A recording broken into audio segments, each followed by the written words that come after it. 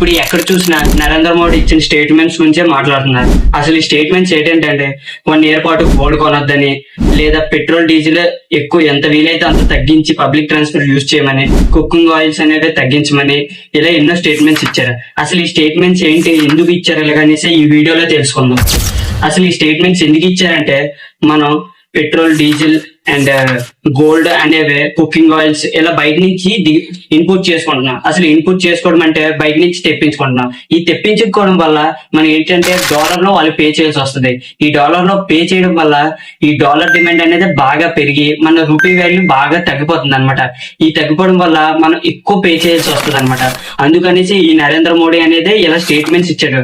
ఇలా 1 year పాటు మనం గోల్డ్ కొనడం ఆపేసి, పెట్రోల్ డీజిల్ ఎంత వీలైతే అంత తగ్గి పబ్లిక్ ట్రాన్స్పోర్ట్ యూజ్ చేసి, కుకింగ్ ఆయిల్స్ అనేవి బాగా తగ్గించామనుకో, దీని వల్ల మనకి ఎక్కువ పే చేయాల్సిన అవసరం ఉండదు అనమాట. ఈ అవసరం లేనప్పుడు మన రూపీ వాల్యూ అనేది నార్మల్ స్టేజ్ కి వస్తుంది అనమాట. అందుకనేసి ఈ స్టేట్మెంట్స్ ఇచ్చారు.